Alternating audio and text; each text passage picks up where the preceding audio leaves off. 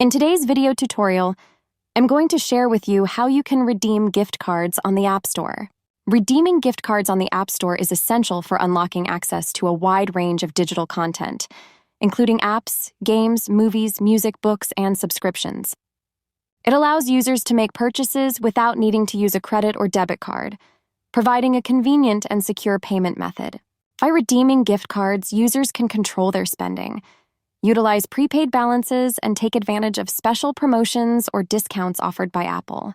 To do this, simply head into your App Store. On this page, tap on your profile icon just right here.